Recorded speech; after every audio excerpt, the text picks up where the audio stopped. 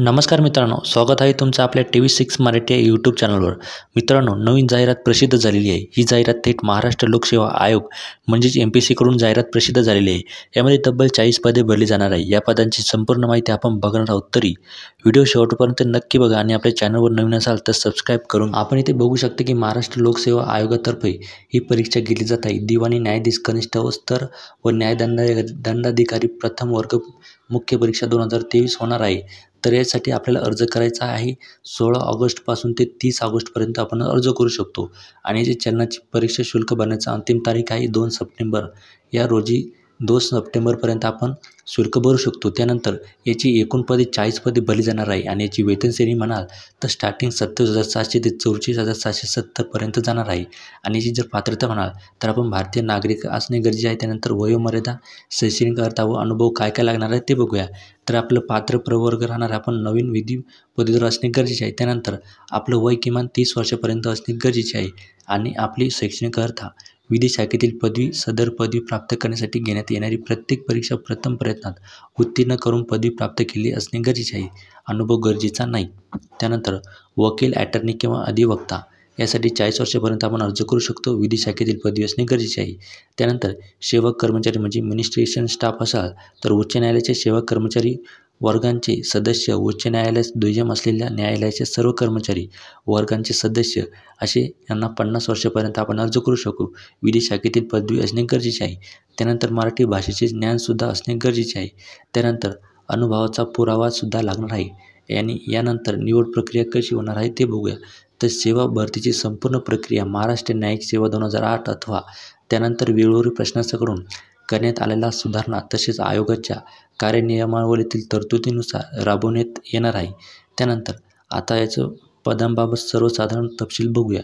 तर सर्वसाधारण वेतन श्रेणी आपली राहणार आहे 27,700 ते 44,770 अधिक नियमानुसार देय भत्ते वेगळे देण्यात येणार आहे. त्यानंतर अंध व अल्पदृष्टी उमेदवार सदर पदासाठी अर्ज करू शकणार नाही.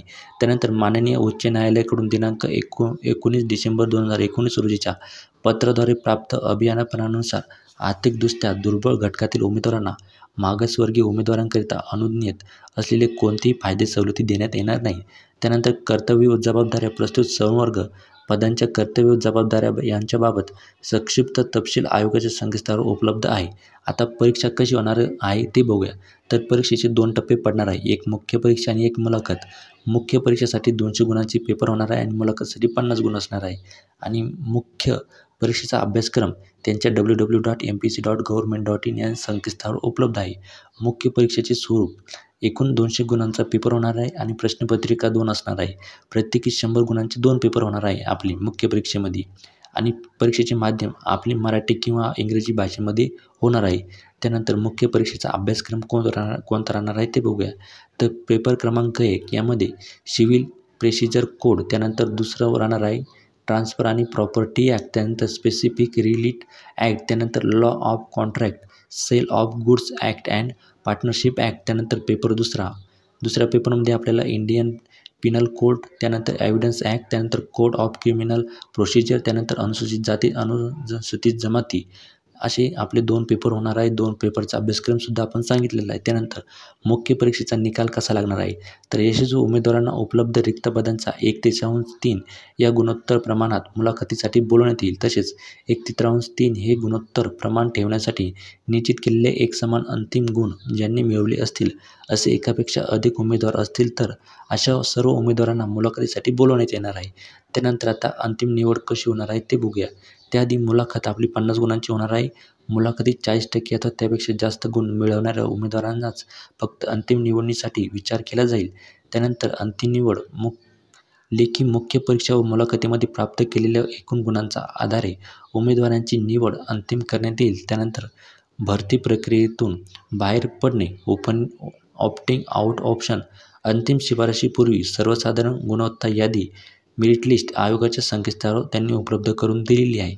सर्वसाधारण गुणवत्ता यादीच्या आधारे भरती प्रक्रियेतून बाहेर पडणे हा पर्याय आयोगाच्या ऑनलाईन अर्ज प्रणालीद्वारे उपलब्ध करून देण्यात आलेला आहे. भरती प्रक्रियेतून बाहेर पडणे पर्याय सादर करण्यासाठी उमेदवारांना सर्वसाधारण गुणवत्ता यादीच्या प्रसिद्धीच्या दिनांकापासून 7 दिवसांचा कालावधी देण्यात येणार आहे. त्यानंतर परीक्षेची यादी प्रस्तुत पदाच्या अंतिम निकाल जाहीर झाल्याच्या दिनांकापासून 1 वर्ष किंवा पुढील परीक्षेच्या अंतिम निकालाच्या दिनांकापर्यंत यापैकी अगोदर जे घडेल तोपर्यंत प्रतीक्षा यादी कार्यान्वित ठेवण्यात येणार आहे. त्यानंतर आता बघूया की यामध्ये कागदपत्र कोणकोणते लागणार आहे. तर जे आपलं पहिलं प्रमाणपत्र किंवा कागदपत्र हे अर्जदारातील वयाचा पुरावा म्हणजे SSCचे अथवा तत्सम शैक्षणिक अर्हतेचं आपलं सर्टिफिकेट लागणार आहे. यामध्ये 50 KB किंवा आपण जास्तीत जास्त 500 KB अपलोड करू शकतो. नंतर वयाचा पुरावा लागणार आहे. त्यानंतर शैक्षणिक अर्हतेचा इत्यादीचा पुरावा, सामाजिकदृष्ट्या मागासवर्गीय असल्याच्या बाबतचा पुरावा, नॉन क्रिमिलियर प्रमाणपत्र, सामाजिकदृष्ट्या मागासवर्गीय सवलतीचा दावा असल्याचे प्रमाणपत्र हे आपल्याला लागणारच आहे मित्रांनो. आणि त्याचप्रमाणे अनुभवाचे प्रमाणपत्र लागू असले त्याप्रमाणे. त्यानंतर बार काउन्सिलिंगचे प्रमाणपत्र, SSCच्या नावात बदल असल्याचा पुरावा, मराठी भाषेचे ज्ञान असल्याचा पुरावा, त्यानंतर लहान कुटुंबाचे प्रतिज्ञापत्र हे सुद्धा लागणार आहे मित्रांनो. आता परीक्षा शुल्क किती आहे ते बघूया. तर अमागास वर्गासाठी 544, त्यानंतर मागासवर्गीयांसाठी किंवा अनाथ असेल त्यांच्यासाठी 344.